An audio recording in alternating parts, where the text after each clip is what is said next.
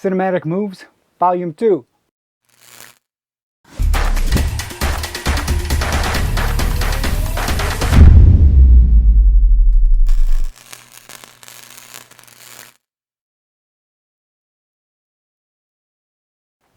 Hey guys, Keith here, Alien Drones. Thanks for stopping by. Always appreciate it. It's really good to see you. So today I want to go through Volume 2 of these cinematic drone moves.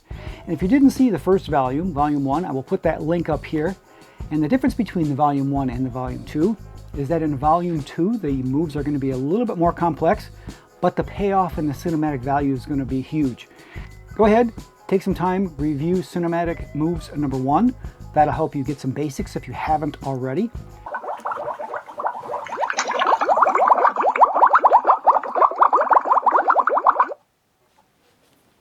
But with that, we're just going to roll right into cinematic drone shots number 2. Here we go.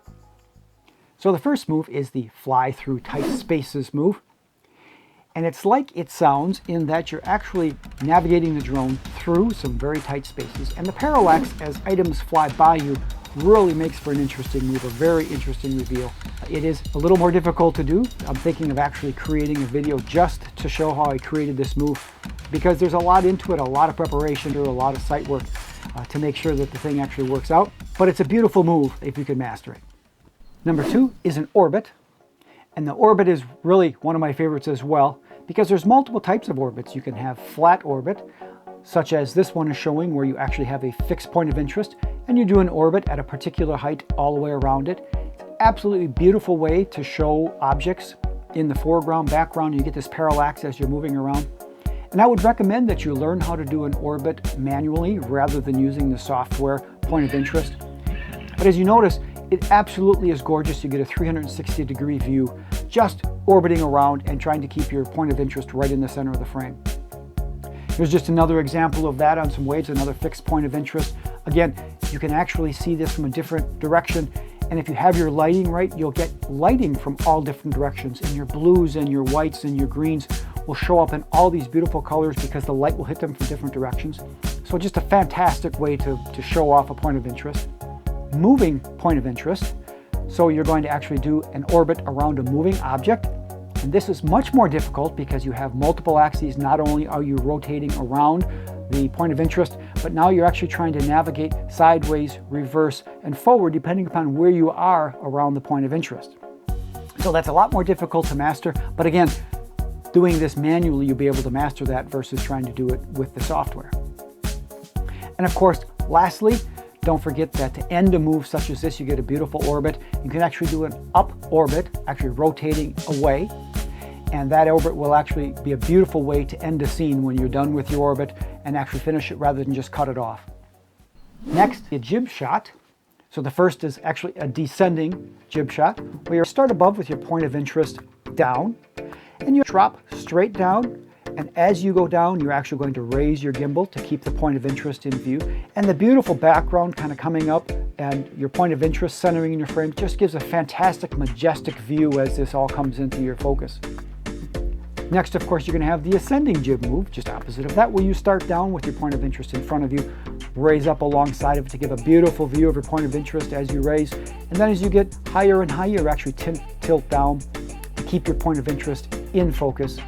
And then as you get high, one of the ways you can end this shot is actually when you get over the top of it, you actually start going forward and let your point of interest disappear below you.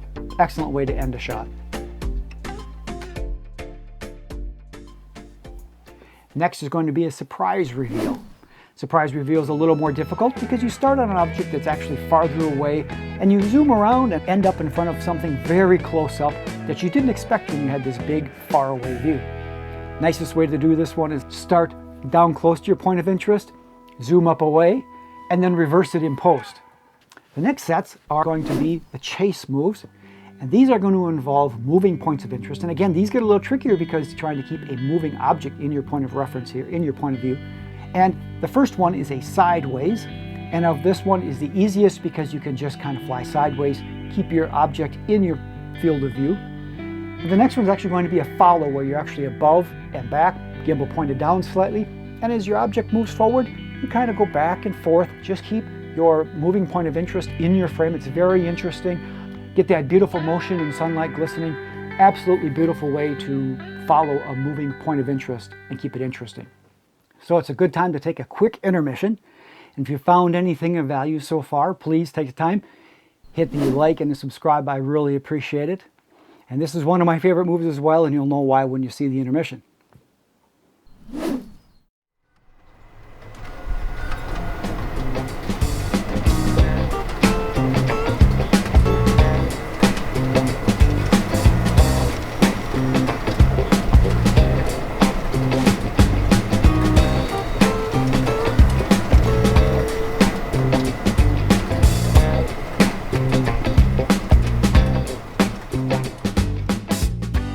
Awesome, that's the way I like an intermission.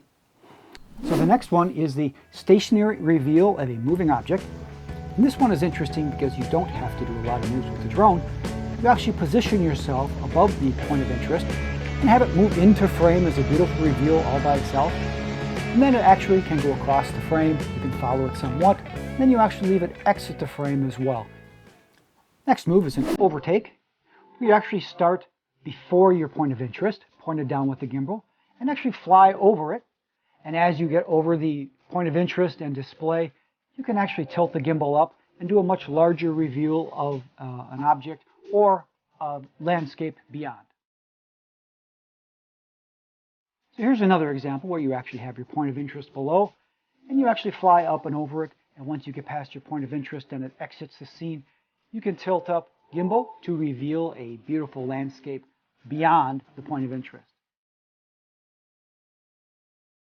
Next is a forward tilt down, and you start by flying straight forward, and as you go towards an object, you will tilt the gimbal down to actually reveal and keep your point of interest in focus. In this case happens to be a moving point of interest.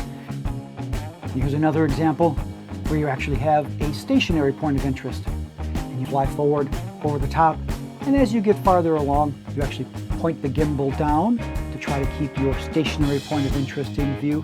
And notice that the object actually appears to stop as you're moving forward. It's really a cool effect, gives you a beautiful view. And then of course, as you're continuing to go past it, you have your point of interest exit the scene as well. Now the opposite of the forward tilt down is a tilt up reveal. Your point of interest is stationary. You're pointing down at some nice point of interest, but then you slowly tilt the gimbal up to reveal something that's right in front of you that you didn't see before. Beautiful way to display a point of interest that's large and looming, just takes your breath away as you open up to a nice view. Here's another example of having a shot down, which is maybe a little obscure and not great point of interest. You simply tilt the gimbal up to reveal a towering point of interest right in front of you that you didn't expect. So the last is the cinematic curve. In this one, you just take a large scene, and instead of just flying straight over it and letting the landscape disappear below you, you actually pan slightly so you can actually expand the view beyond the field of view of your camera. So of course, as you get more advanced and you want to do even more cinematic moves, don't forget to combine some of these moves.